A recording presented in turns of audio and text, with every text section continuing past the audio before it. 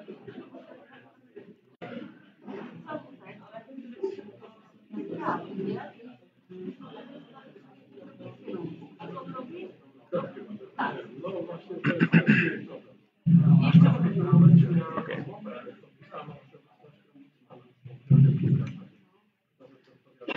hello everyone on the last day of our conference. The chair for the the chair for the first panel will be Maria Varela from the University of Vienna.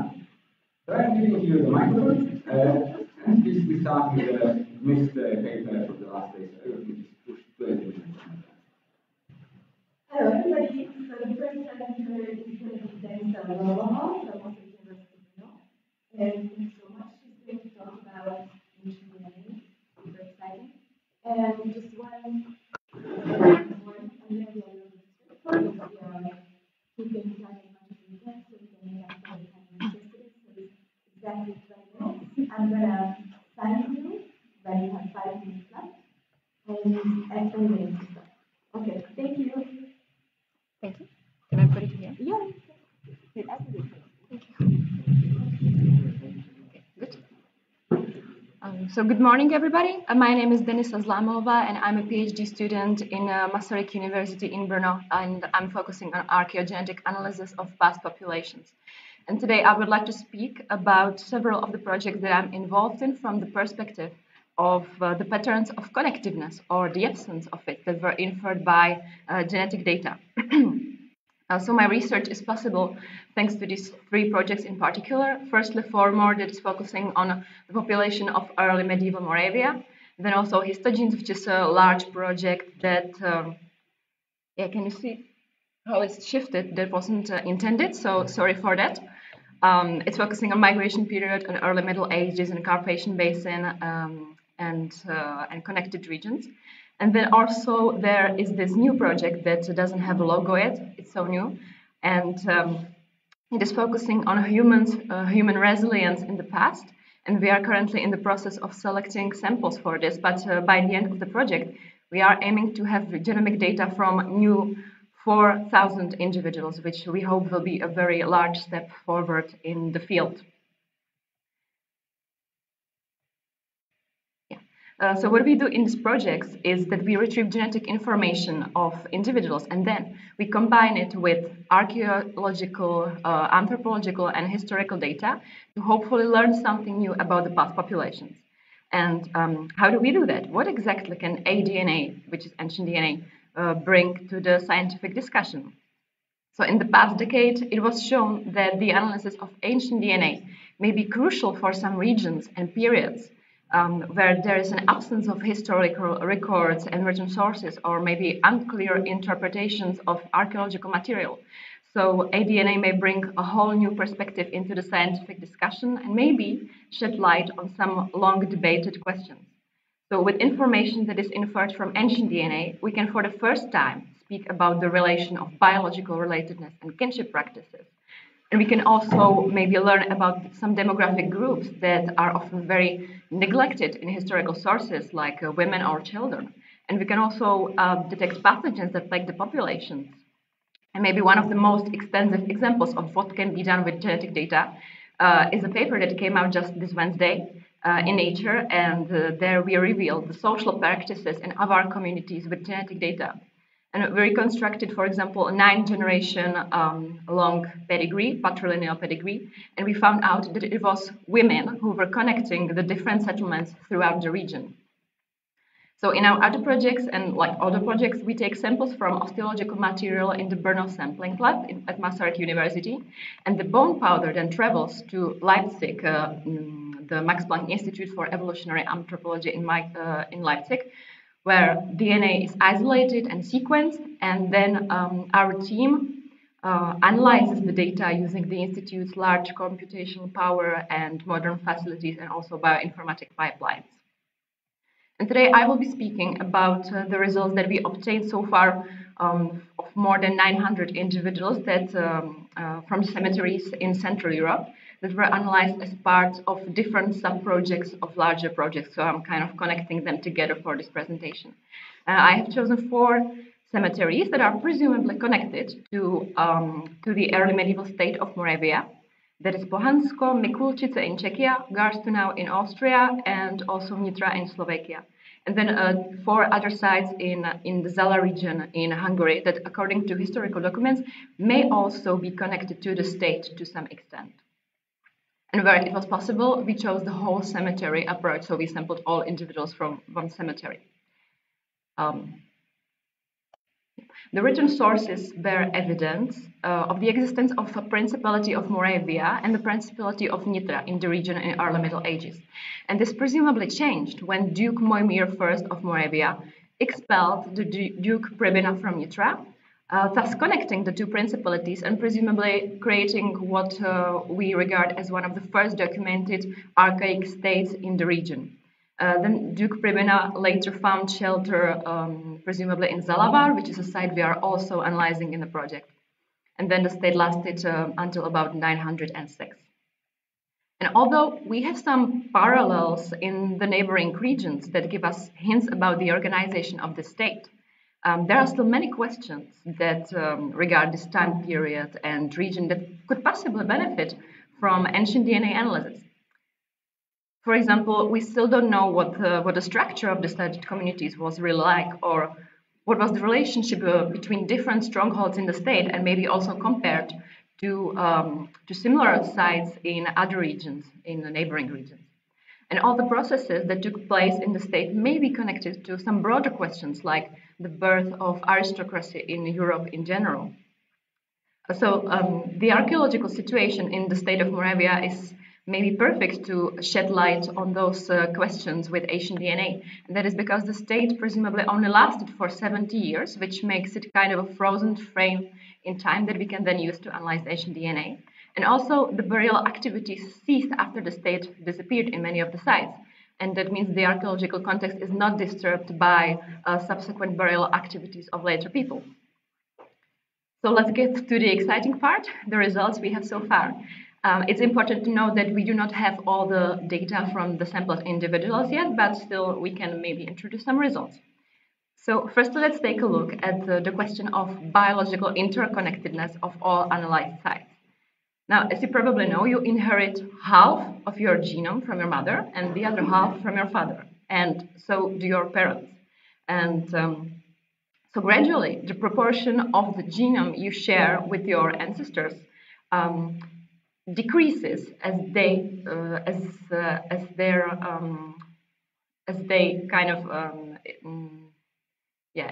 increase the degree of relatedness to you.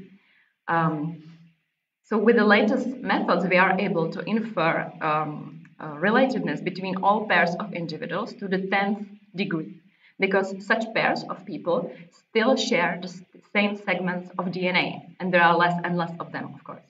And those segments come from the common ancestor, and we call them identical by descent, so IBD segments. And the fact that 2 individuals still share those segments tells us something about their recent common ancestors. So using these shared segments, we have plotted the connections between all those sites into a network of relatedness. And it may seem like a mess, but bear with me, I will try to make it make more sense. The color code, of course, corresponds, can you see the mouse? Yeah. The color code here corresponds to the map, and every symbol is one individual. And the thicker the line between 2 individuals, the closer the degree of relatedness between them. Now, as we can see, some individuals are forming tight clusters, like this one here, or this one here. And those clusters are only one color mostly, so they're based on their sites of origin. And that is because there are lots of biologically related people in those sites. So there seems to be some level of structure here, but only for some of the sites. For example, here is one site from Hungary, Keheda, and whereas the sites that are connected to the state of Moravia presumably form kind of a large cloud around here, and they are not separated based on the site of their origin.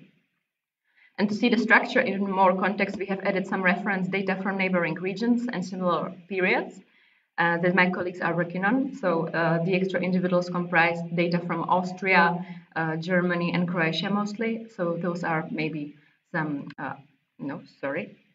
Avar sites from Austria here, and also sites connected to the Slavic material culture from Germany here. And what is presumed based on the historical records and archaeological analysis is that the reference sites that we have added here and also the Hungarian sites here were probably not part of the state of Moravia. And for most of those, we can see the same pattern. They make those tight clusters, and also extensive pedigrees were identified at these sites, like the one you've seen before, published in Nature. So we can say maybe that those sites were not, they were organized based on biological relatedness. The social structure was organized like this. But what about the sites presumably connected to the state of Moravia? They are forming this cloud. From this network, we can say that they were certainly not organized on biological relatedness like the other ones. And there must have been something else connecting the communities rather than splitting them based on sites. And quite a lot of mobility between them. Gene flow was happening at the sites. So far, we mainly focus on the distant biological links, but with ADNA, we can also infer closer biological relatedness. So I will now focus on two sites in particular, Mikučice and Pohansko. They are both located in the region at the border of Czechia, Slovakia, and Austria, and they are 20 kilometers apart approximately. And Mikučice is often connected to the ruling Mojmír dynasty from the state.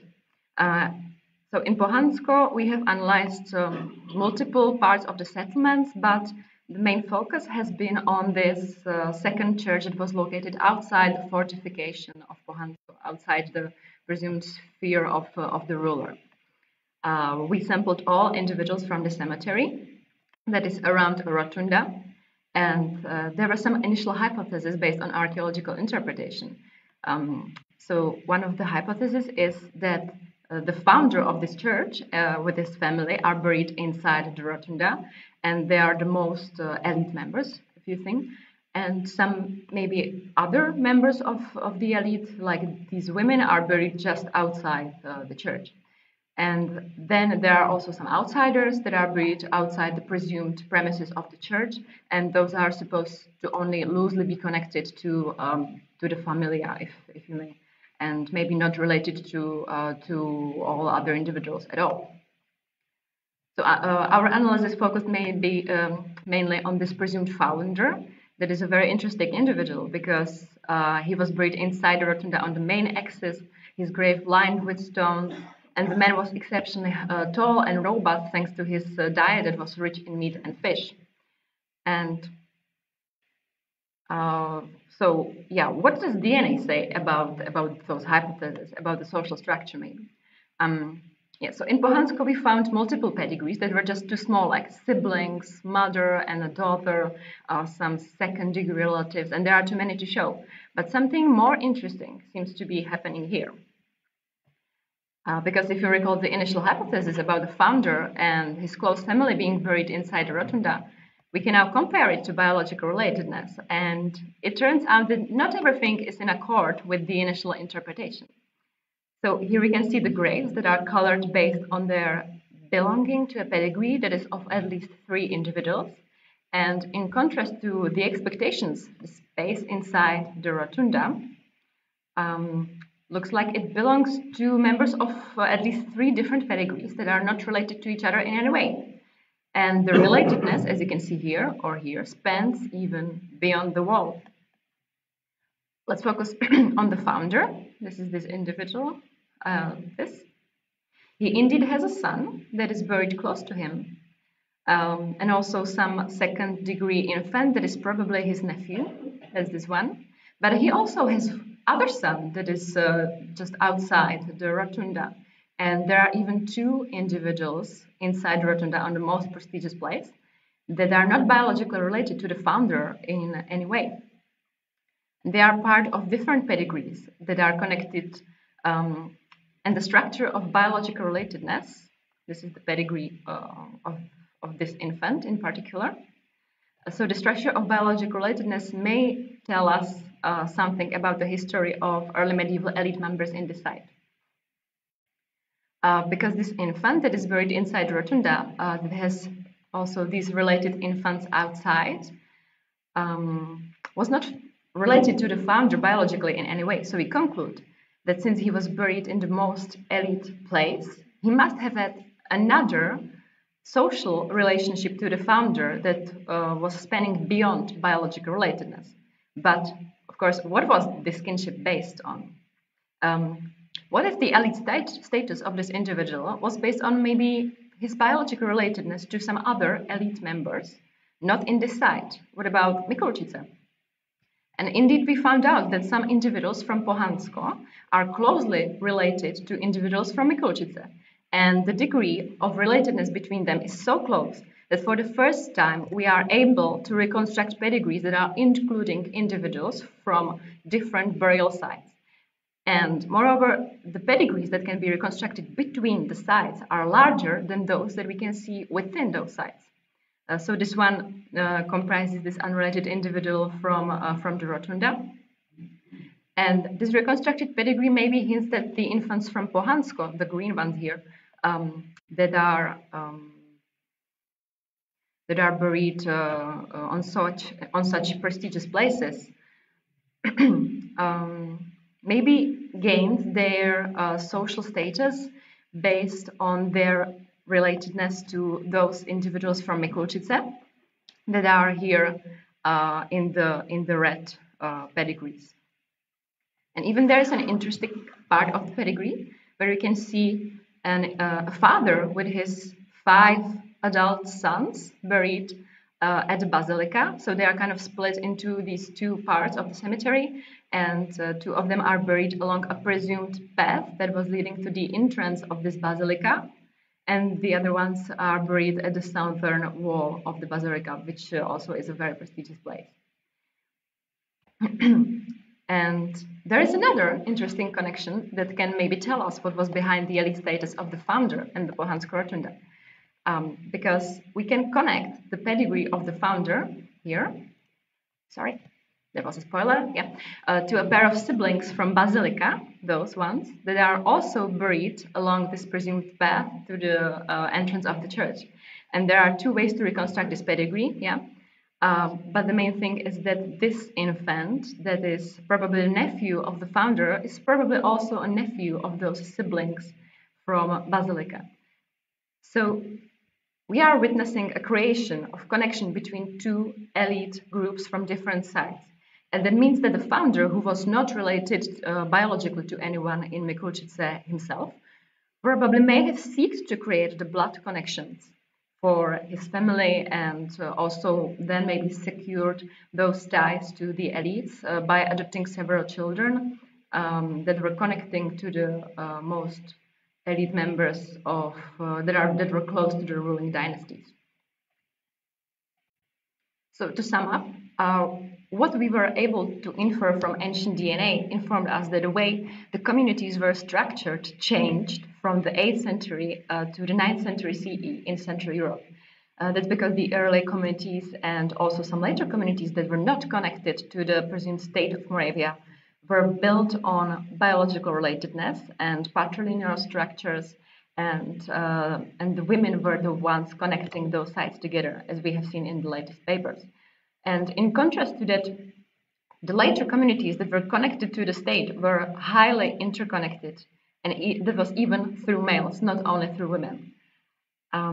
Thus, maybe that was beginning to form something what would later become the aristocracy in Central Europe.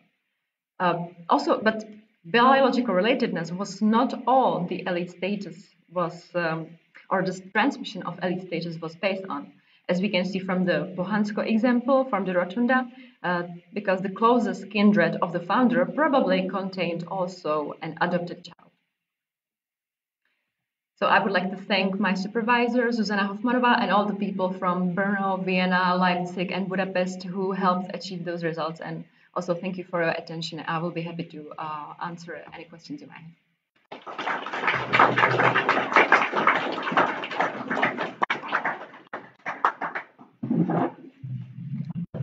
Thank you so much, and thank you for taking the time. Now we are going into urban archaeology slowly, and our next presenter is our Chief. going to talk about mining and development of mining from the university. Here is not the mic. I know. Hello? Hello? Yeah, Yes. it's working. Okay, okay, great. Hello, everybody. Oh, I cannot see you properly. So I will be talking about one particular town, but my question is if towns can appear from nowhere, practically from nowhere. And there is this moment in Central Europe when most of the towns are made and planted, and I think mining towns are something different, at least some of them. So I will look on the Kutná Hora in today's Czech Republic and how it developed, and I will look through the urban morphology on this side. So a little bit of the background. Central Europe from at least end of 12th century faced a big modernization wave. So the old Slavic kingdom and all the lords start to recreate the land, colonize it, create a new central places, new towns, often very regular with laws, with special privileges. So a kind of a new model east from river Labe was formed. And that was also a time of intensive development of mining because everybody needs new coins. The economy needs more metal, especially the gold and silver. So miners are going into the land, and because it's now open through the colonization, they can find new places, settle down, and what is important on this connection between urbanity and mining, the new mining towns emerge. And in Central Europe, this is like the area I'm interested. You can see several this round thingy. Those are the major areas of mining activity in Middle Ages, and Kutná Hora is somewhere here in the middle. Or you can see it here. Our starting point in Kutná Hora is a 19th century cadastral plan. This is usually the last moment in history of towns when you have a medieval structure recorded through the professional measures, and then it started like 19th century new urbanization and new ideas in building the towns. So what we actually see here, so we can see the very regular center, which maybe not very regular, but there is you can strictly see the plots, the regular streets, and we can see the places like this another one with like a star-shaped as well suburbs which are shuttered. It looks strange. But what's the problem with understanding the beginnings of these towns from this plan? So Kutná Hora is a UNESCO site, so it's not open for archaeologists and many researchers. So we don't have many sources. The written records starts from like 15th century because of one major thing that happened during the Hussite War. So Jan Žižka burned the city. And he burned it so completely that they partly reshaped it and built the buildings in the new places. But I'm interested in mining towns for so long, and I have some knowledge, so I've decided let's try to understand how it actually grew. So the first thing that was a cause of growing of this town was ore deposits. You can see on this digital terrain model the yellow something. This is the reconstruction of where the deposits used in Middle Ages were, and you can see they're concentrated like in a radius of 2.5 kilometers from the city center, which is here in the middle. So in early Middle Ages, this area is actually settled. There is a cloister built quite nearby in Sedlec. There is even a small stronghold, but there is no activity, no tracing of mining. So that's a later thing. And when in 13th century, in Moravian Highland, there is a big movement of mining activities, and the whole area is like covered with miners. And the new mining settlements are flourishing. Somebody starts to also investigate this area, and they possibly in the middle of 13th century they found ores. And then the first time we actually know that the mining is there is 1276, when there is a document mentioning the mining clerk in this area, and then another document about the demarcation of the mining zone between two towns that had a privilege for that mining. So it's very interesting because all these areas actually belongs to the monastery.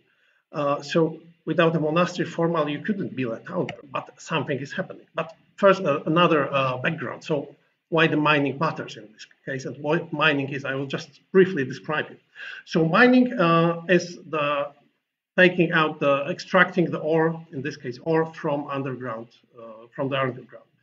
So miners usually in such places like in Kutna Hora, where you have a vein deposits of hydrothermal ores, so like this small thing between the rocks. So they build shafts, they build underground gallery, and they need to extract it from the deep. In Kutna Hora, it was quite deep. They reached even 500 meters in Middle Ages.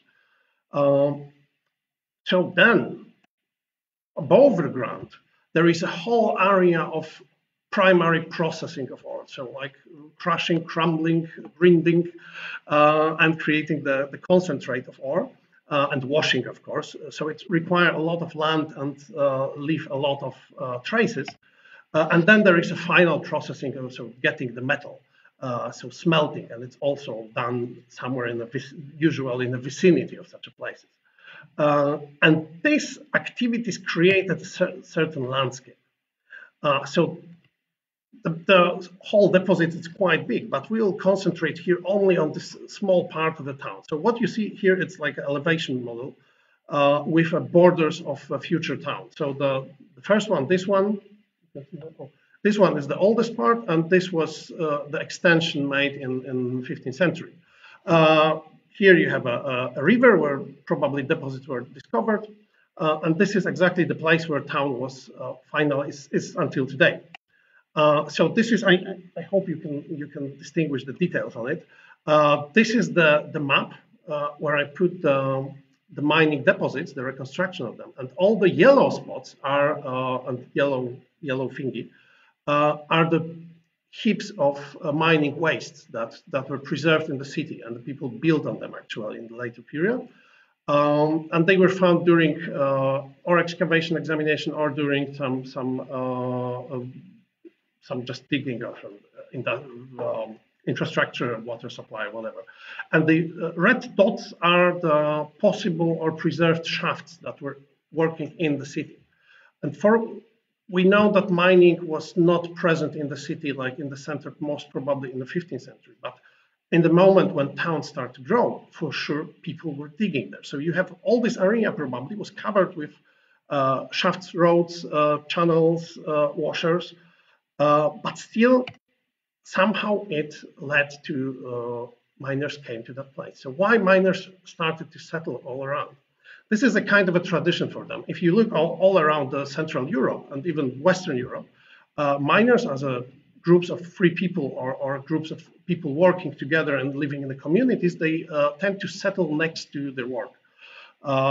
So this is the model of digital terrain model of area of Kremsiga. This is in Orm Mountains on the border between Saxony and Bohemia. And then what archaeologists discover here is like rows of houses next to all this left side. This is the mining landscape. So the shafts, the channels, and the stuff. And here you have the houses, and this is quite common. One of colleagues have hypothesis that this is actually the industrial settlement, like people working for an investor. Nevertheless, this is like how the mining communities used to live. This is the reconstruction of the place that is currently under investigation around, I don't know, 80 kilometers from Kutna Hora in Buchberg. near Utin. And you can see that there are houses, there is a small castle, because there needs to be some kind of a control of the lord over the mining, and all these mining shafts like ventilation, transport, drainage, whatever. So quite a nice landscape if you like mining. And you like post-apocalyptic vibe. So then, as I said, miners start to live, and I suppose they live in all area of Kutna Hora. They probably live next to their mines, but we have no proof for that. We know that they are there, but there is like no excavation proving that the houses like this were there before the 14th century, but they must be there. And what is happening meanwhile in Kutna Hora? So in 1289, there is this demarcation of the zones, of mining zones between Kolin and Czeslawi, which mentions several places in the vicinity. And then much later sources mention something like silver rush, that there is a moment around the end of the 13th century that a lot of people are coming there because there is money and you can earn a living. And then in 13,000, the king gave them a new law, Ius Regale Montanorum. This is the law that is regulating how the mining in this place should be done. And this means that this is a very important place. If the king is involved in such a thing and creating a new law. At the same time, around this period, king also moved all the means from the kingdom to Kutna Hora. So it means that this is the substantial source of revenue, of income, meaning also that it must be like huge that time. So what we know about these early stages for sure, so what archaeologists prove is that there is a road that was there from the very beginning. That was probably one of the core of the settlement activities. There is another road that was from at least the 13th century there, but still there is like a lot of mining around. This place, it's a castle built there around end of 13th century. And some researchers were hypothesizing that there were churches that might be a nuclei of the settlement. But I would say we don't know almost any mining settlements with churches. So it's not normal to have a chapel there. There are other churches around in the villages. And all these churches are actually mentioned like 50 years later. So not necessarily the beginning. I would assume that there must be some church for a community, but this is also very interesting. All the parish belong to the monastery, so all this land is actually not belonging to king, but miners, according to mining law, can settle down whenever they want. They get all these privileges to get to access to water, to access to land. They just need to pay to the landlord. So it's like possible to just settle and start building a town without nobody's permission.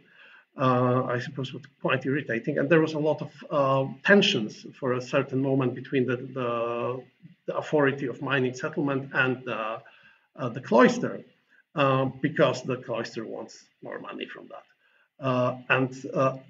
Actually, the real parish church was built outside of the city on the land belonging to the Prague bishop. That's a different story. Anyway, this is this castle, and I suppose it's like a nuclei of all the settlement. It started it. So if it's so important, the other people also will start to go there, just to supply the castle with stuff. And in this period, after the erecting of the castle, quite quickly the town is like confirmed to be a town. There is a first seal with mining symbols. It's this one here, barely visible. And in this document, there is a first mention about the civis in Kutis and the city of Kutna, so Civitatis Kutnensis. And in 20 years later, the town is considered as a royal city. So it's like fully established as the city walls. And it came from nowhere. So coming back to the settlement activity. So if we know nothing, how we could try to find the urban core where these people could live. So as I said, Žižka demolished the city, but he didn't demolish the cellars. And architectural research revealed that many cellars are actually not respecting the boundaries of the plots.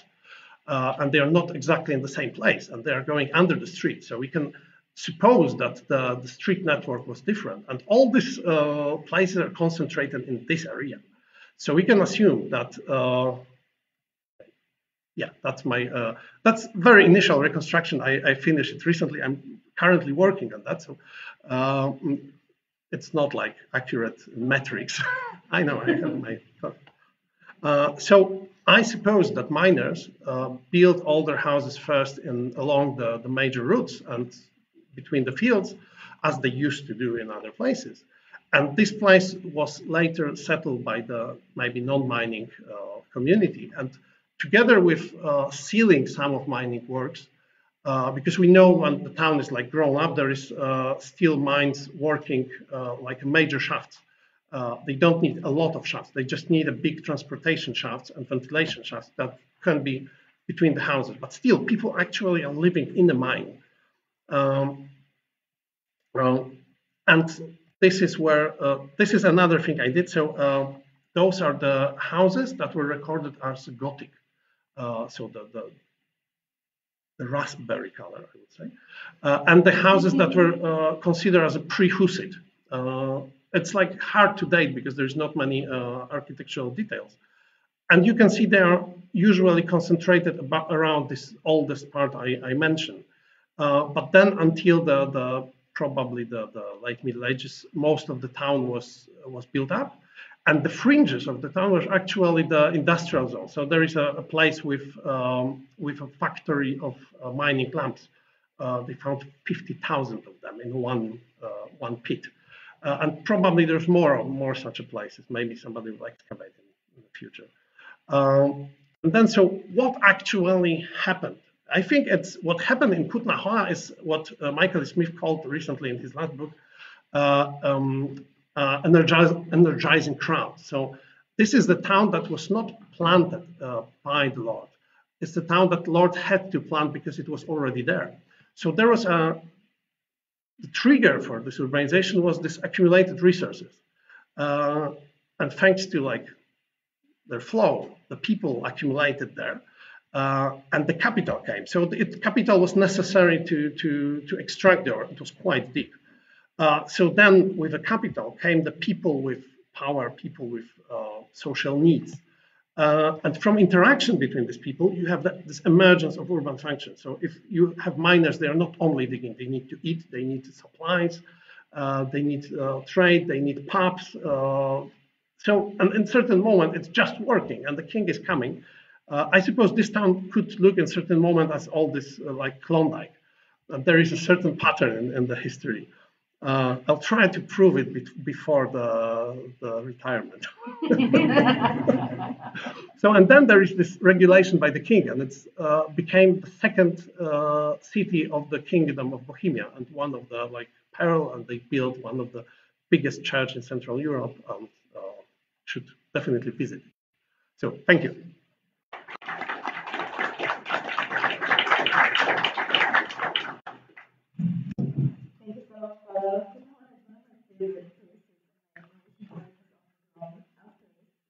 Oh, and there will be a new game by Czechs about Middle Ages, and they reconstructed 14th century Kutna Hora. Oh my God, like Kingdom Come. Yeah, the second part. Yeah, but it's not a game to play with Pavel because you'll be winning. So. Master of Kutna Hora. Yeah, I can imagine. Amazing. So now I'm saying a little bit more style. It's much like a Nico, and Nico is very on the subject series. So I want to talk about perception and reception in the outgoing of the world. Thank you. The floor is yours. Thank you. Like this. Hi, we are Mattia and Niccolò from Roma, and as Maria said, we are going to talk medieval landscape, medieval structures, and as you can see, medieval perception in the modern city of Rome. The other day, Jakub, you were saying, read again the manifesto. And I came reading again the manifesto in the prison alone, like a thing. Yeah? I was like, and I read it again with a new perspective, after 3 days of working here together and discussing and talking together. And I added this question to the presentation. Is medieval archaeology useful? How can medieval archaeology be useful in such a context that we are going to describe?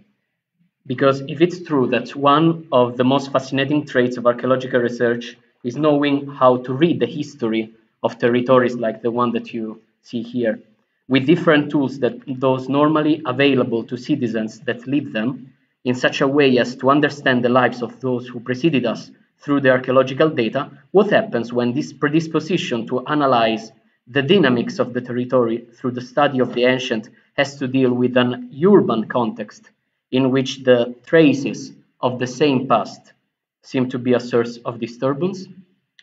We would like to start this presentation with this painting of the 19th century. What do we see? Let's try. What do we see, Maria? Yeah. In the middle of nothing.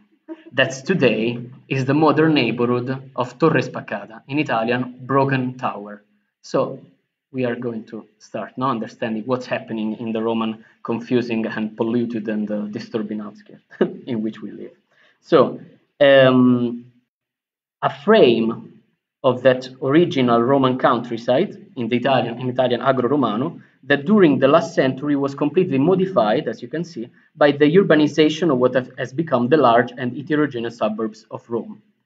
Analyzing the delicate context of the outskirts of Rome, we find ourselves faced with coexistence, more or less peaceful, between two opposing types of landscape.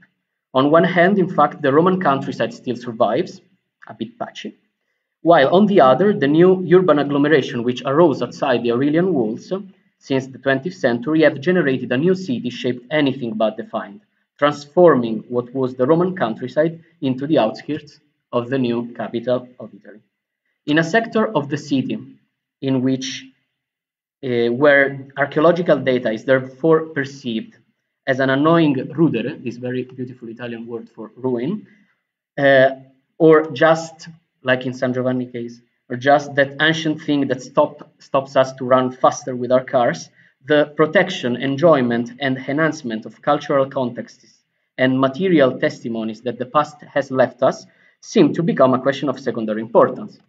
But the attention of local communities, too often accustomed to difficulties of the suburbs, however, turn to the potential of the territory, reiterating how cultural, social values, and naturalistic elements, as you can see, of those fragments of the ancient and medieval past of the countryside of Rome scattered throughout the modern outskirts can also become part of the positive relaunch of the spaces of the city that, as you can imagine, are the most fragile of Rome.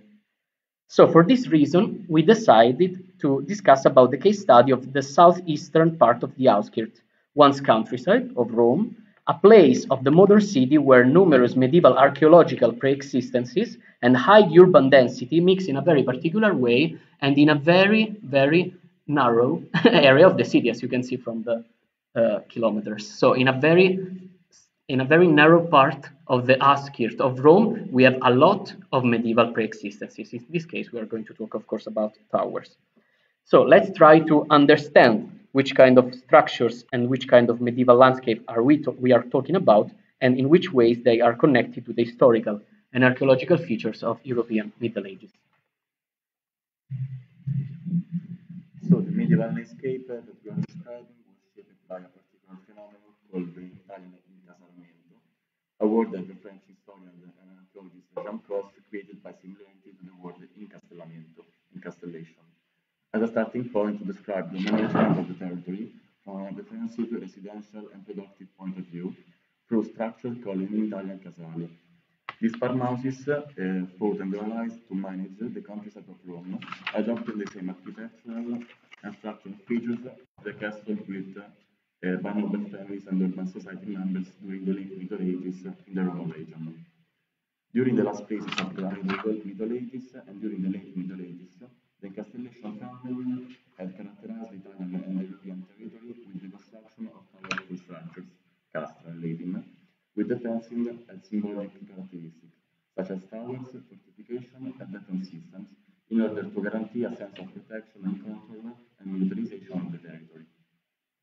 This settlement model of protection and control could not be fully applied, of course, to the plain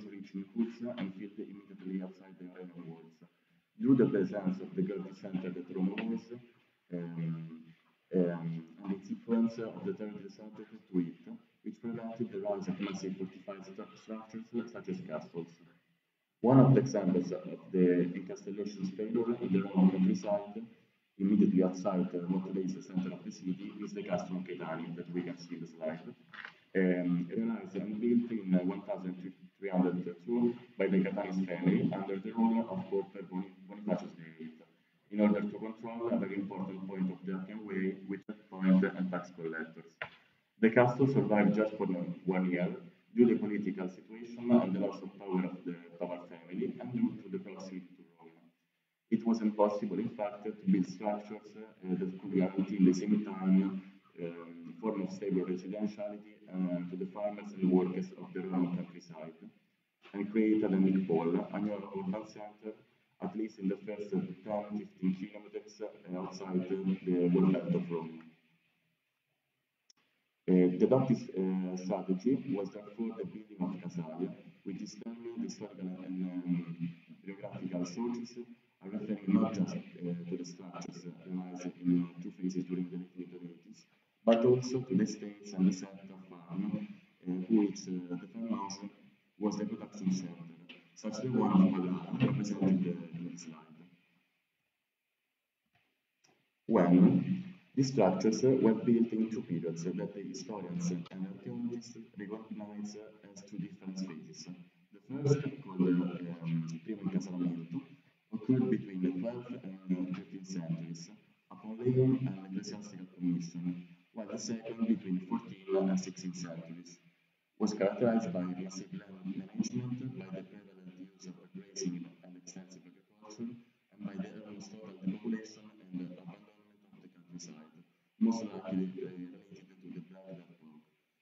The impact of this construction process led to the coining of the expression Rome was then a city in such a powerful and peculiar expression as well as create, outside it was a second impressive integrated and fortified city with a great extra. How were they built? The castle itself was made up of a series of internal structures that guaranteed its functionality and productive, defensive, and residential characteristics, just like a miniature castle. The main element, the most important from a symbolic and the jurisdictional point of view, was the tower, on average between 15 and 30 meters, with multiple openings, often with battlements and accentuated defensive system. The antemural, then called retimen or Renclaustrum in Latin, surrounded the set of the other internal structures used for the accommodation of workers, accasamenta, or visiting owners, domum palatium, and for agricultural equipment and the animals of the large estate, in Latin tenimentum. In one particular case, the Casa Caldas Casale, the medieval antemural was reused during the 16th century to build massive residences for the state's owners. The presence of the tower was so relevant that the complex of structure was called Casale Torre, Tower Farmhouse. And today, in most cases, we don't have anymore the farmhouse, but just the tower.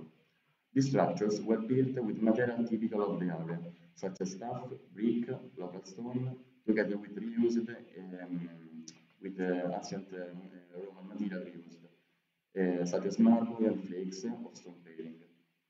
Based on building characteristics, 2 main wall typologies have been identified, the one of stone flakes and sketches, and the other of tuff and bronze. But why such physical characteristics? Why this need to militarize adding tower and defensive structure to farmhouses that didn't need it? Who was behind this phenomenon? Which kind of society? The territory of the Roman countryside became the object, over time, of the interest of the elite aristocratic and several families who established themselves on the internal political stage of Rome. Through their methods of physical and symbolic expression, image of specific and internal fight, the new protagonists of the Roman political battlefield transformed the suburbs, creating new towers and centers of economical control in the same lands, once part of the great ecclesiastical properties, adopting the same architectural and structural solution that we are using at the same time to build castles in borders and fortresses in the city.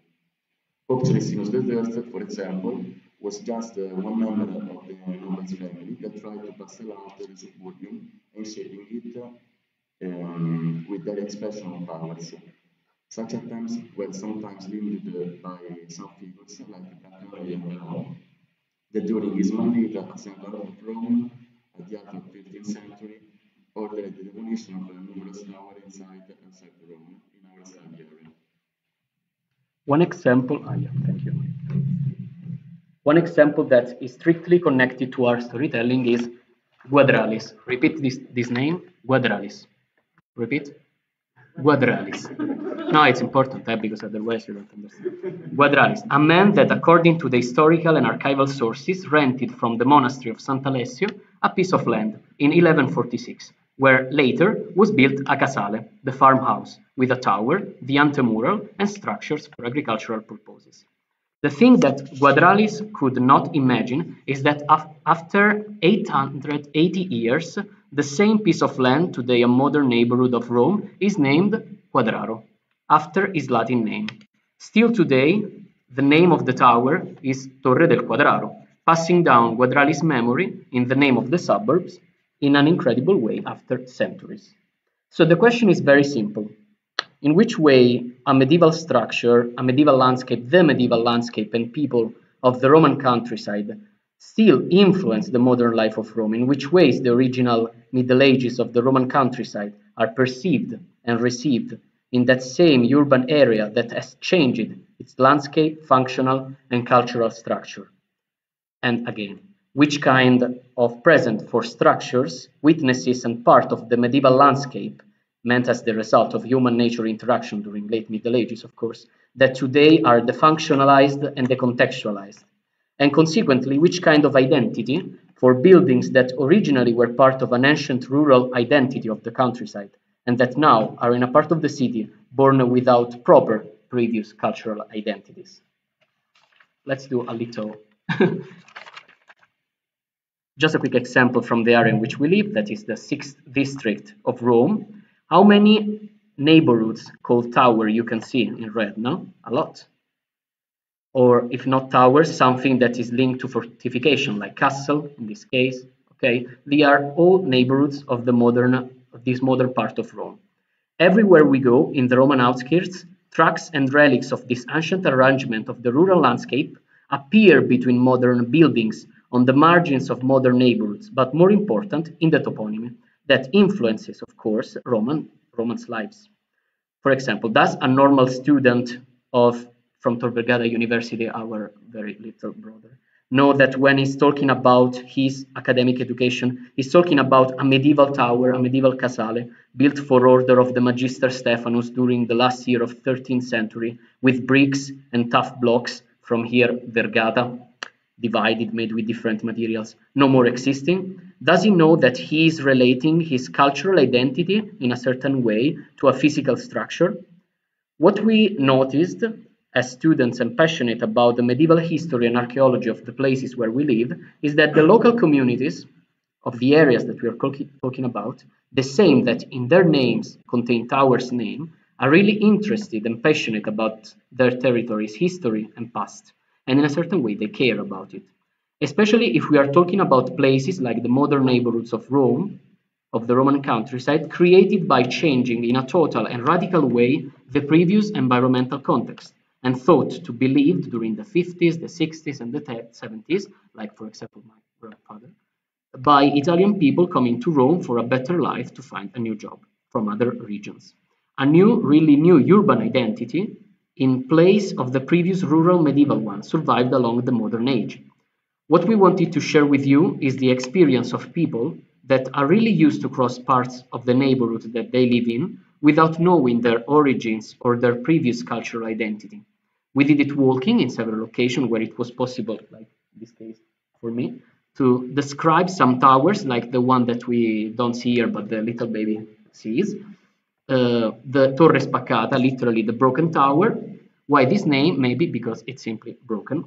And names of tower could derive from physical characteristics, broken, or Vergata, like the one that we were talking before, or could take their names after the owner, Guadralis, Quadraro, or the ecclesiastical property, Torre di San Giovanni, Torre dei Santi Quattro, so some monasteries and basilicas, or simply from a toponymy that had previously established in the area, like the Torre di Centocelle.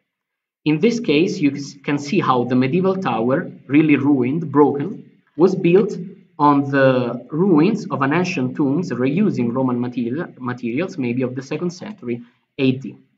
On the other side of this rudere, ruin, that we see on the right, the so-called St. Mary Tower rudere, there's a little devotional small chapel built during the 80s when there were no places for the old lady of the neighborhood born near the tower to pray. The perception that we intercepted is that in the too often anonymous Roman suburbs, the ruin is received and becomes a meeting space, a place of community, also without knowing it, where people can meet, talk, reflect, and simply live. What we understood during the urban walks, talking with associations and citizens, is that people are interested and in love, at least the one that joined, of course, with their towers. I remember once during an urban walk, a man that previously joined another tour, always about the broken tower, recognized the tower and talking with his friend said, "Hey, we're arriving to our tower." So our, no? The question that we would like to provoke as archaeologists and people that are passionate about now our territory and leave this too often anonymous periphery is which kind of role can archaeology, especially medieval one in this case, play in this delicate context? Is it okay just to use these areas as backgrounds for our open air cinema during summer? Is it okay to say our towers? Which kind of relationship exists or could exist between us and the past? We believe that in the Roman outskirts, if you want to approach the cultural identities concept, you cannot avoid talking, studying, documenting, facing, etc., the medieval past of this area.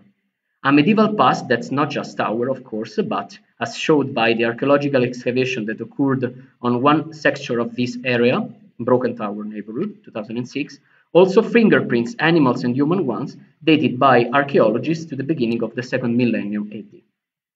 A medieval past made by structures that survived and crossed other eras, witnessing whole history of this part of Rome, becoming themselves part of the roots of our cultural identities. So maybe medieval archaeology could not be at the top of the interest scale in Tor Bella Monaca neighborhood, one of the most fragile area of Rome, with its modern tower and the difficulties that the periphery has, of course, to fight.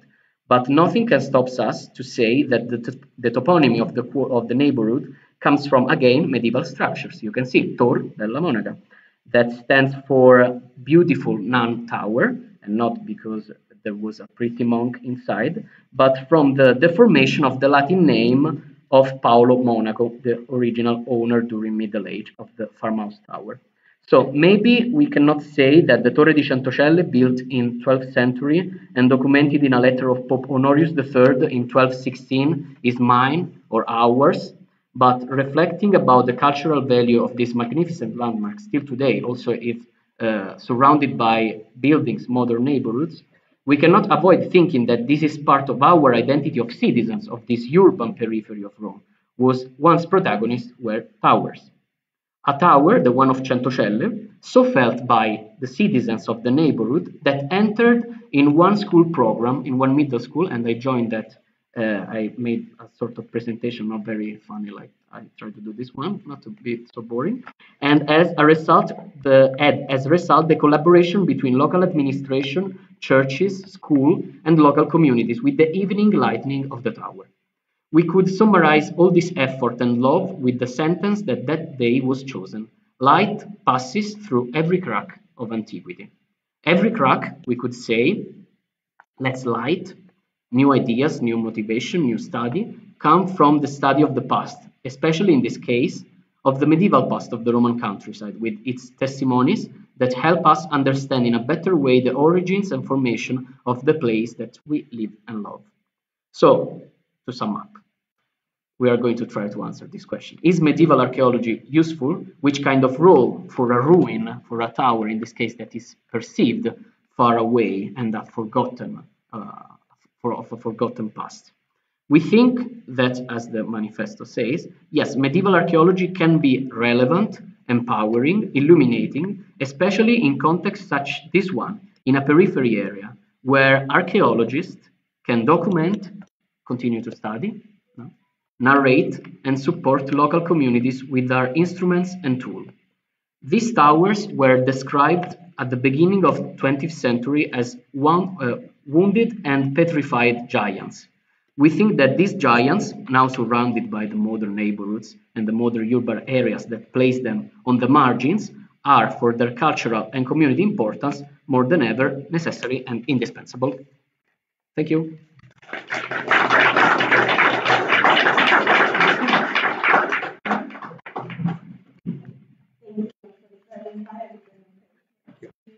Nice to see how our young colleagues are taking part in bringing together communities and focusing on the public perception of heritage. Our next speaker is going to be Johan Sanford Larsen from Aarhus University, who is going to talk about understanding organization through text.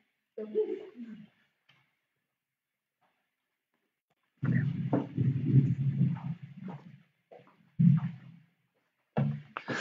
Thank you very much. Hello, everyone. I have the pleasure of talking to you today. And in reality, I want to take you all on a little journey with me. And I hope that you will all, engage with me on this. So I want to try to understand urbanization through past needs.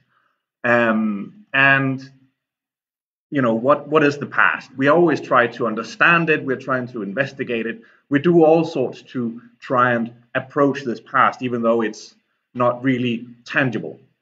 And we often talk about this black box of the past, and we're always trying to engage with it. But how exactly should we do that? I came across an issue where I needed a theoretical framework to try and understand the past. And I couldn't quite find one, so I had to develop my own. And that's the journey that I want to take you on today, and hopefully you will be able to and willing to help me develop this further through the discussions that we can have later today. Now, this journey started 6 months ago. I challenged myself to do a talk on the archaeology of snow. And this sounds mad, and it probably is. And the reason why I wanted to do it was, there was a Christmas seminar. We have snow in Denmark, and I figured, well, snow impacts us today, and it would have done so in the past as well. So naturally, we have to try and understand what snow does to a society in order to understand the past itself. Because how can we try to approach the humans of the past if we don't understand the conditions they were living under? But my problem was that I couldn't quite find a theoretical framework that would work for it, because I wanted to try and approach it. And there are several frameworks for trying to understand social aspects of the past. And when we have something like snow coming in, you can talk about how it can bring people together because it's difficult, or you can play together in the snow and all sorts. But there was no framework for working with the material culture in this. And so I tried to go through all the traditional theories for approaching material. I tried Cheynaux-Bourgeois and Clarke's technological requirements, because that could be one way of seeing it. Binnenford's middle range theory, some of Bourdieu's materials observations, network theory agency, all sorts. But I couldn't find that one thing that would just tick and allow me to really work with this material. And in some ways, the inferences that I wanted to get at. Now, that's why I needed something else, and I decided to try making my own theoretical framework that would allow me to work with this material. Now, I tried to name this, and in some ways it's past needs, because of course differing situations gives different needs, and different needs is something we can investigate, because we can then see changes in material culture. But I think the term I've decided on, at least for the moment, is need-based inferences. Because in some ways, this is like trying to grab sand. It just goes between your fingers the moment you don't really hang on. And in the last 6 months, I have gone through several notebooks trying to agree with myself on how I should work with this. Because every time you pick up the sand and you think, well, now I have one way of working with it, it just sort of disappears. But every time getting just that tiny bit closer to having a workable framework. And I think that I've finally come to a place where I have a framework that could function for working with the needs of the past. To illustrate this, I have brought an example today. So it is a known situation now. Archaeological excavation showed this a few years ago, that in medieval Denmark, you would have animals in the backyards of these urban plots. So we have a known situation. This brings certain needs. And so I want to, evaluate them. So when you have animals in the back garden, you're going to need to have water for them. You're going to need feed. You're going to need shelter for these animals. And all of this has to be provided. So we've gone from a known situation to the needs that can be extrapolated from it. And so now we can start making some inferences about it. Well, in order to give the animals water, you're going to need some kind of trough. And to supply this, you're going to need to carry more water from the well every day. The feed has to be stored somewhere. So you're going to need to have storage somewhere on your plot. It can be in your house. It can be in sheds in the behind. But of course, that's going to take up some space in order to actually have it. But that sounds like something we can actually start working with. And further, we need to have shelter for these animals because, of course, you want them to have the best possible conditions so that, say, the wool would be best on sheep, or you would be able to stay dry while milking your cow, or so on. So now we have some inferences from the needs themselves, and we can then start developing on that.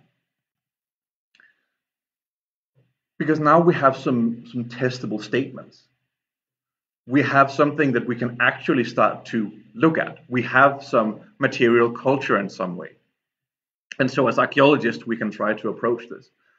So of course, the water, you're going to need a trough. We might not find that archaeologically because of course it's wood, and the moment that it's no longer useful for you, you're either going to throw it out, and you might do that somewhere else, or you might reuse the wood for something. So we might not find the trough itself, but we know that it has been there. And so when we're trying to reconstruct a plot in a medieval town, well, we are going to have to put that in there as well. When we have feed, we need to, they have had to store it somewhere. And of course, we can try looking for storage facilities. So when we excavate a plot in a medieval town next, perhaps we should start looking for some of those other structures, because the foundations for the house itself, well, that's kind of obvious, but we should start looking at some of the other things on the plot, because that might be where we can start to evaluate and get further than where we are right now. And further on, we're also going to need shelter. And of course, it takes up space, and we have to think that into the layout of plots. But, this might be a very thin walls, and it might not be so solid a structure that we can find it itself archaeologically, but we have to still know that it's there. But if we try to focus in on the feed with, because we know that it has to be there, so now the question is, well, how? If you have enough storage, so do you have the storage for all this food that you're going to need to store the feed? If you do, you're going to have to actually get it into your storage in order to give it to the animals later on. So if you have a large storage area, you might have a shed in the back garden that is made in a way that it would still allow the feed to be good after months at a time. You would need to buy it in bulk. So you might do that during the summer when the prices are low, but that still requires you to have a lot of coin at one given time to actually buy all this. And so that will infer something on the economy of the time, that no, coins wasn't just, you know, something you had, it was something you really needed a lot of at one given point. And so then we can start looking at, say, the yearly wheel of what it needs to be done for someone living in a town. Well, during the summer, you're going to have to buy all this, or early autumn, you're going to have to buy all this feed. But if you don't have the storage for it, what do you then do? What inferences can we then take from it? We know that you're going to have this food for the animals. So you're going to have to buy it incrementally if you don't have the storage capacity to really have all this at once. But of course, if you're trying to buy feed at the same time as everyone else during the winter, when you're going to need to feed your animals, well, the prices are going to be higher, and you're going to have a lot of coin at hand all the time in order to continually buy it. And of course, then you're also at the risk of not being able to get enough, because the capacity might not be there for the local environment to supply enough feed throughout the winter. The prices are going to go up, so you're going to have, you know, more costs for each, you know, batch of milk or wool you get from your animals. So the whole cost-benefit analysis that we have to imagine these people having had, well, that goes out the window, because suddenly the different costs of having animals goes up. So at some point it might be worthwhile buying wool instead of having your own sheep. So the whole societal thing, the whole organization of everything is sort of different all of a sudden. But I want to take it up one more notch. I want to take an example and make it a bit more extreme. So let's say we have the Little Ice Age, and you know, it goes on, we know that. But that changes everything once again, because suddenly you have increasingly cold periods. There's not a lot of snow, but you do have very long winters, and they're very, very cold. In some periods, in the 1600s, for instance, the entire oceans around Denmark freeze to the point where you can walk from Jutland to Sweden. And indeed, the Swedes did walk all the way to Denmark and all the way to Copenhagen with cannons. And if you can walk across the ice with cannons, it's been quite thick. So you have a very intense situation all of a sudden, and it would have impacted everyone. So let's try and take that into account. Well, you have shorter growing seasons. So of course, the price of food will have gone up because you have less farming output. So suddenly this feed that you are buying, whether you buy it in bulk or incrementally, well, it would have gone up. So suddenly you have to rethink that as well. You have a shorter grazing period. So during the summer, you might be able to take some of your animals out on the town green and have them graze there. But of course, now you have less of the year where you can reliably supply your animals with food in this way. So you're going to need even more feed, which means you need even more storage space, or you need to buy even more incrementally. So this is also very testable. Do we actually see a change in storage capacity over the duration of the centuries? So now when we go into the field, we have something very tangible to actually investigate. Further, we know that it would have been cold, and this might require more shelter for animals than you would otherwise have, because the idea is basically, well, you just have them in a little fenced in area in your backyard, but that might not be enough during the harshest winter months. And so, for instance, do you want to go out and break the ice constantly during the day so that the animals can drink water from the trough? Or do you take them inside, which is, you know, then they can help supply you with heat, so you have a lower bill. But that entirely changes how we have to think about the social dynamics, because if you have guests over and you have a dinner party, it's going to be a very different mood if you have a cow in the living room.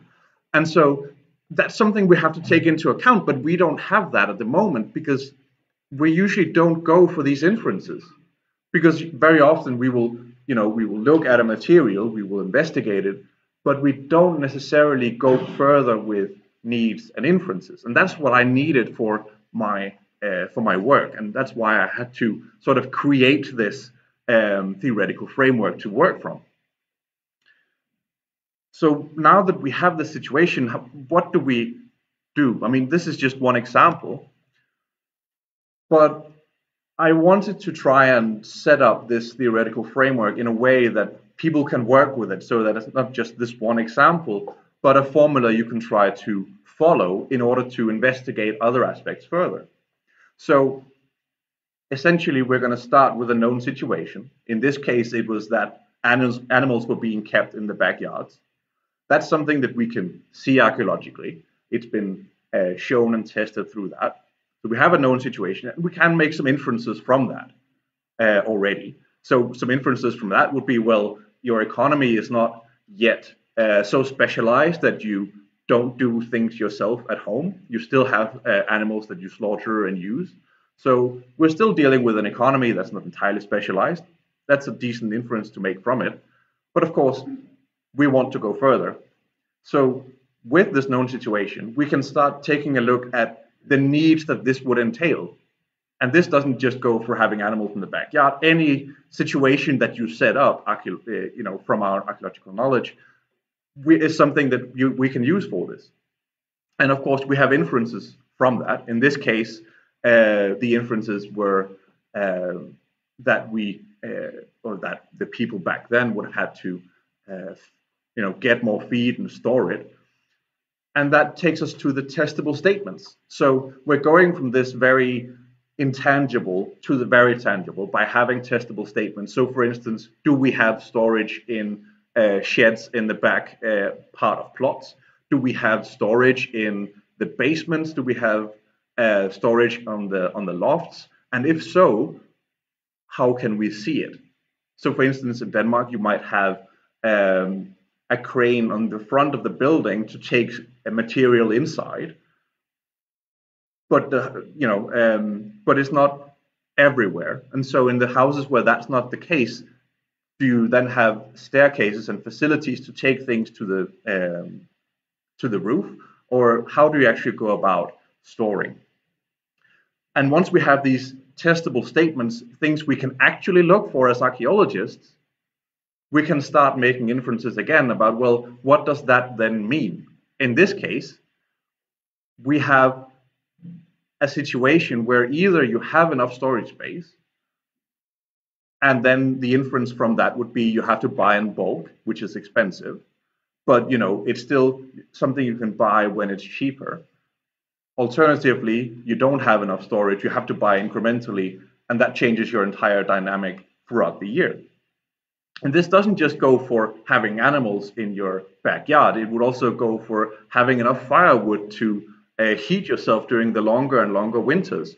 Having firewood in your either backyard or it's stored in the basement, that's a massive fire hazard. And so suddenly we have to think a bit further, we have to really delve into all these situations in order to properly know and investigate them. And we don't just have to do this for archaeological sources, we can also go into historical sources and so many other practices in order to test and create the known situations. But regardless, we have to try.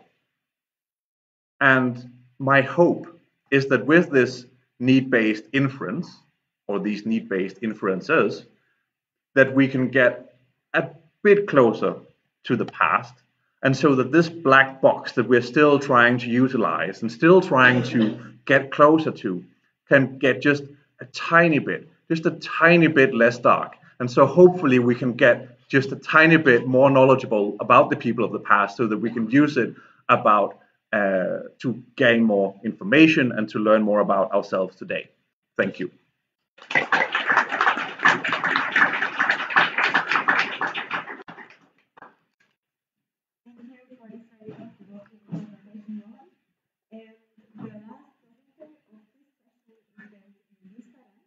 From the University of Freiburg, who is going to talk about the center square in medieval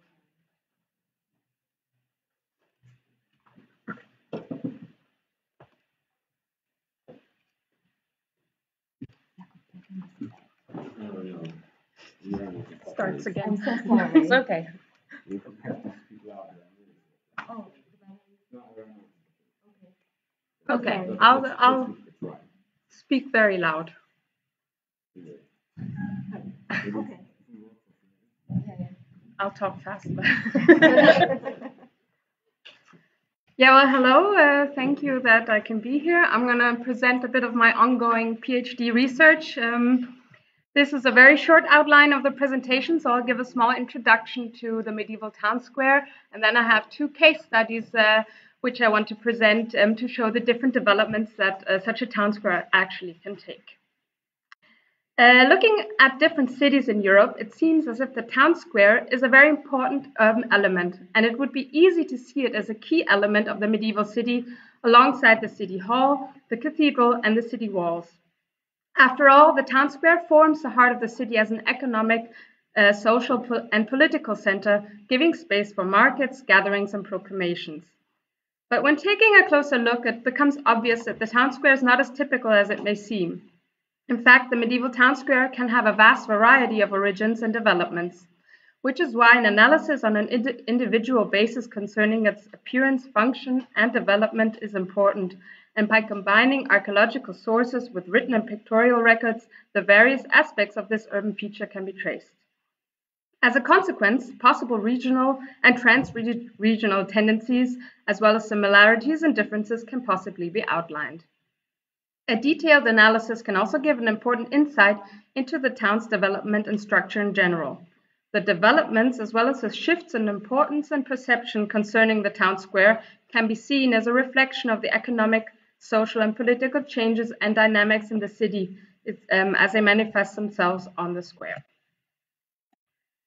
Looking at town squares individually, it becomes clear that there are a lot of differences in chronological as well as spatial aspects concerning their creation. We have many cities with older structures, for example, the Roman Forum, that affect the position of the later town square. For example, to name one city is Reims. In other cities, the older marketplaces that first lay outside the city center, so extramuros in the 9th and 10th centuries, they were included during the later city expansions in the High Middle Ages, where they then developed into the actual city centers, for example, Cologne. Another possibility was the creation of the town square during the foundation of the city itself. In this case, the square was planned and laid out almost right from the beginning, as in the northern and northeastern medieval city foundations of the 12th and 13th century, for example, Lübeck, or in this case also Wrocław. The town square could also be subsequently constructed by tearing down existing city blocks or leaving the space vacant after city fires, not files, for example, in Freiburg or Nuremberg. In this following presentation, I will discuss 2 town squares as case studies. In Lübeck, for once, a city in northern Germany, which is also the main focus of my current PhD research, and in Freiburg, a city in southern Germany, which was the center of my master's thesis. Both are medieval cities founded in the 12th century. Both show us a completely different development of town squares. So here's, you can see the location of Freiburg, a city in southern Germany, almost at the border to France and Switzerland, founded in 1120. In the beginning, there was no central square to be found. The cemetery, the so-called Kirchhof, around the Freiburger Münster, the main church, and its surrounding took over the religious, political, jurisdictional, and economic functions that would have been found on the town square. Until 1515, however, its main function was to be a cemetery. During various excavations, many graves, as well as an ossuary, a lithic cross, and a surrounding churchyard wall have been found and speak for this use. The wall divided the area into cemetery and living space. The market was first located in this area in the 14th century. Before, it took place on the wide market street. Several market booths were erected alongside the wall, and the control measurements, as you can see here in the middle, found at the tower of the church testify for the important economic function of this area. Until the 16th century, the whole quarter was filled up by the cemetery, the churchyard wall, as well as adjacent plots with houses and backhouses. So this is a little bit difficult to explain. You see the This is more a schematic detail. So we have the church and the surrounding wall. And you must imagine that all the plots, as you can see here, maybe they went up straight to the wall. Furthermore, it's actually extraordinary that the plots seem to have been facing the other way, away from the church, because we have latrines right at the end of the plots, and this is more the indication this is the back side and not the front. So the situation in the High Middle Ages is thus. We cannot speak of a square as an urban element, even though the functions nonetheless are present. And the whole neighborhood does not evolve around the church and a cemetery, even though these are dominantly present. This changes, though, in the 14th century. In 1345, the choir of the Münster was rebuilt. To make room for the new part of the church, several houses in the east of the area were put down. You can see it up here. So the choir becomes longer, and so they had to put down the houses here in the east. The remaining buildings around the cemetery were also demolished in this same event. So the buildings that were here, they were also demolished, and we have a more open space. After 1515, the cemetery was closed due to hygienic reasons. Hence, a more open space was created. Only the wall around the cemetery was left standing until the 18th century. At the same time, the plots that were now marginal to the open space were turned and now facing the church with their fancy facades. Furthermore, the plots were put together to form bigger and more representative spaces. So during 5 centuries, the whole neighborhood around the Freiburg Münster was subject to enormous changes that led to a whole new perception of the area. The dynamics in town concerning the main functions have, however, not changed much in this time, because the functions and thereby the importance of the area stayed the same. In fact, it seems that the appearance was just adjusted to the perceived significance of the place. A different image of the town square can be seen in Lübeck. Lübeck, as said, situated in northern Germany at the river Trave and near the Baltic Sea, was founded in 1143 and quickly developed into an important turning point for trade in medieval times. As Queen of the Hanseatic League, the city had an important standing in the medieval urban landscape. In the beginning, the town consisted of 3 areas: the castle up north, you can see here, the cathedral area in the south, and the merchant settlement in the west, the so-called Gründungsviertel, which was also a very big excavation a few years ago. The square, as we now know it today, only played a minor role at this time of the town's biography. This is supported by its peripheral placement on the top of the hill, compared to the merchant settlement that actually was situated further down to the water. Nevertheless, the area of the later market was still used in a way, but not as a town center. Archaeological sources show an older surface, this is this gray feature right here, and pole holes, indicating some sort of use of this area. The first intensive use, however, can be dated to the 12th century, defined by an organic black layer formed by continuous passing of humans and animals over the field. This layer was found in several places, indicating that the size and the usage of this open space was larger than the present dimensions may suggest. After a while, this area was surrounded by buildings and thereby limiting the size.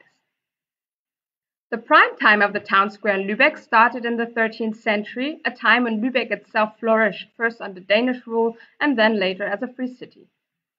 In this time, the city started to grow rapidly. Existing of the 3 parts in the beginning, the settlements expanded, leaving the area of the current town square vacant, as no structures or former buildings have been excavated. The open space, which was situated at the periphery of the settlement, now actually became central, right here on top of the hill. The vacant square was surrounded by buildings during the 13th and 14th century. Starting with 1-story wooden huts around 1200 AD, these buildings were modified until the end of the 13th century into multi-storied half-timber buildings. By the end of the 14th century, the open space was shielded off from the rest of the town. It is astonishing that the wooden architecture dominated until the 19th century, when the facades were redesigned with plaster to relate to the contemporary fashion in architecture, but at the core of the houses actually still stay wooden. The photographs, as you can see, still show the same structure of houses up until the 19th century. These wooden houses, however, do not seem to go together with the self-conception of the rich and free trading town. In other parts of the city, the huge brick houses with fancy facades were constructed, showing off the wealth and power of the merchants and thereby the city. The town square, however, stays wooden. In 1217, under Danish rule, an all-embracing city wall was erected. So this is a schematic here.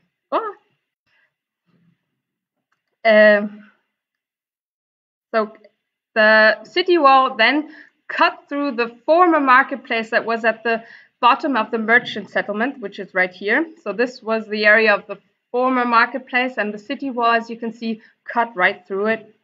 And therefore, this place was abandoned, and the function was now relocated onto the new central square, strengthening thereby its importance.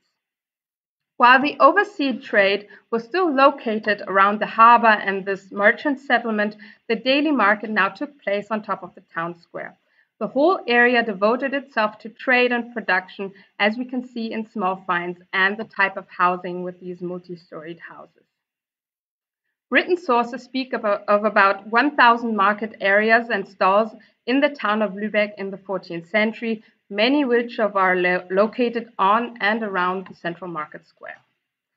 The market actually lasted as one of the main functions of the square also up until the 19th century, sometimes even today, even though the daily market is actually not a function we can find on the square today, more only the Weihnachtsmarkt and everything. So, as you can see, the photographs of the 19th century and paintings from the 18th and 17th century show that the structure and the appearance of this market actually stayed the same, with mobile market stands and no permanent booths. In the first half of the 13th century, a functional design was laid out. This was one of the few changes in the appearance of the square, for it was provided with a layer of planks and several garbage pits. Now the surface was made more usable because it was easier to keep clean and to walk on. For example, in pouring rain, because you remember the black surface when it rained, I don't think you wanted to walk through that. Apart from the economical focus, the town square of Lübeck also developed into a political and jurisdictional center. The functions formerly took place on the Koberg. This is a small square in the north of the city, until they were then relocated onto the town square in this time. This relocation is emphasized by the erection of a new and bigger town hall that was built in 1225-1250. The immediate vicinity of Market Square and Town Hall supports the role of the regulating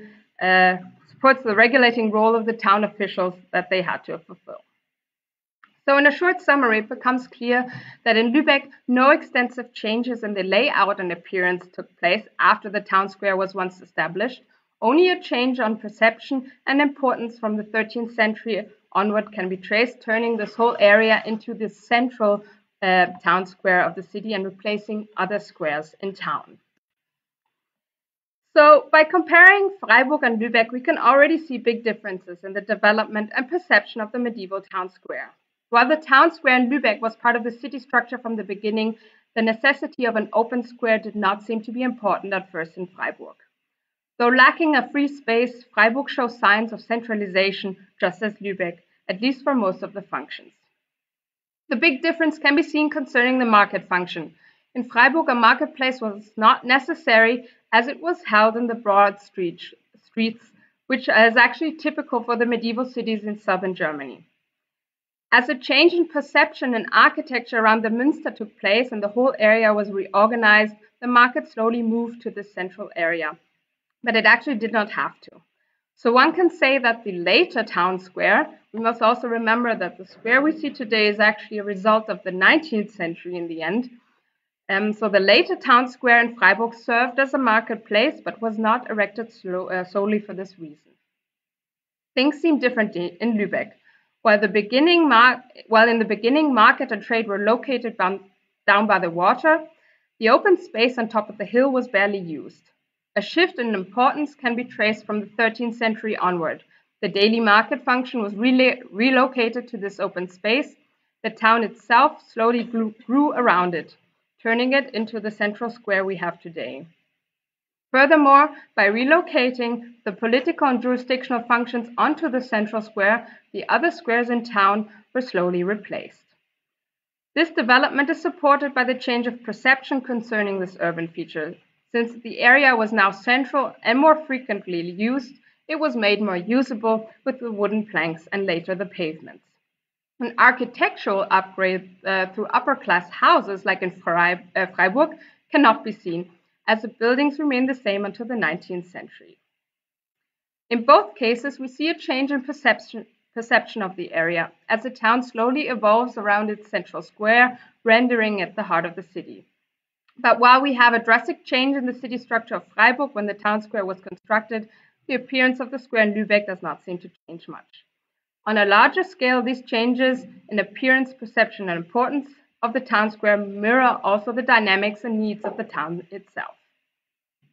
So in conclusion of this presentation, these briefly presented case studies show that the development and perception of town squares can vary broadly depending on where you look, as you see even in Germany itself. Old towns often fall back onto old structures, whereas new city foundations can plan the layout of the town from the beginning. Nevertheless, existing layouts could later be modified when owning a town square happens to be en vogue, like in Freiburg. By taking a closer look at the individual developments in a next step, I would like to highlight other regional and trans-regional tendencies and similarities and show possible marketplace landscapes in other regions in Germany and Europe. Thank you for your attention.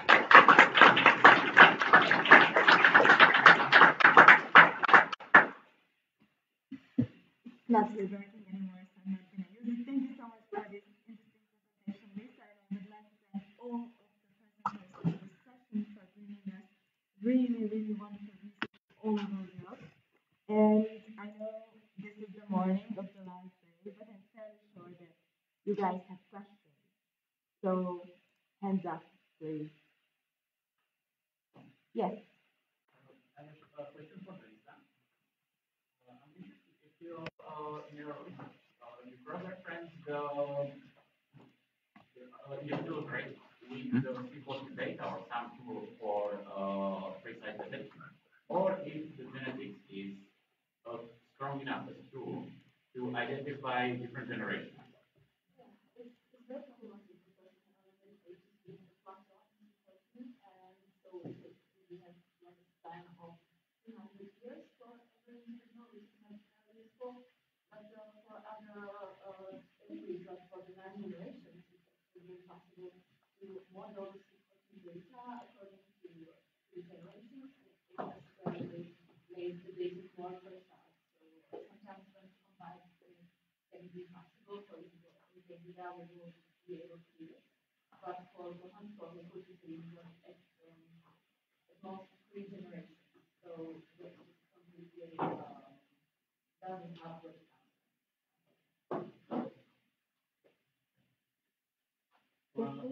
Yes. Any infection? No? No? Yeah, very topic. The kernel of your presentation is data analysis. My question, have you just done what is analysis? If we would have some additional chemistry, we have here for 3 days here like a first time, so you know that's not yet. So thank you. I'm from DSS. Yeah. So, in terms of data analysis, what if we have some lack of additional source, maybe giving a very important clue for your investigation?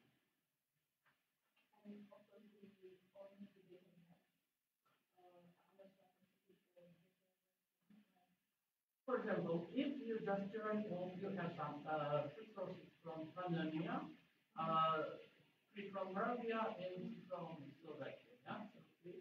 just turn on one of the sources, how the data communication of the graph will change and how this will impact your, or if you like potentially have the other one source of data, how this may be crucial if you said that you have some strong formation, but in the middle you have the cloud of no point because of something. That would be because of lack of data. And you start such kind of analysis. I have tried first looking on the already on the slide, and then I have some more variations of the data and basically it always shows the same pattern.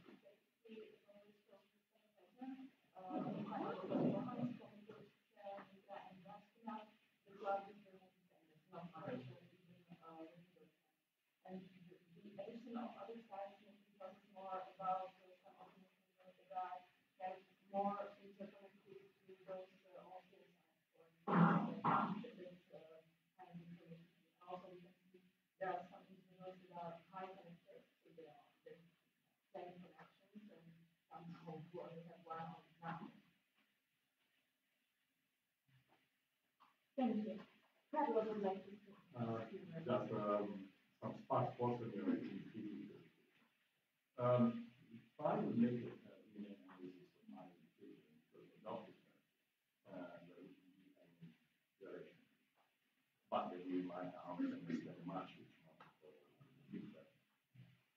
And so it's always in terms of balance, because you could be my daughter, but I don't know that you are my daughter. So from the DNA, it comes out that you're my daughter, but I don't know it, and you are body. And these big projects, European projects, awarded with big funds, I think that sometimes also assume that if literary resources say that here settle Indians, then what I found is calculations. I'll just make an example with Anglo-Saxons. We all think that Gildas would describe the Anglo-Saxon invasion of Britain. It's not, of course. It describes the invasion of pigs. And the Anglo-Saxons are contractors, helping the Roman Britons to fight. But if you read the Roman sources, in particular the Peter-Living Company, which is the list of the officers in the whole state, you have the Comes Litorius Saxon. That means that in southeastern England, in the second half of the 4th century, there was a commander-in-chief to prevent Anglo-Saxon pirates, but it could also be already the place where Anglo-Saxons settled. So the problem is, if we are driven by the supremacy of literary sources that say there are no Anglo-Saxons in England before the second half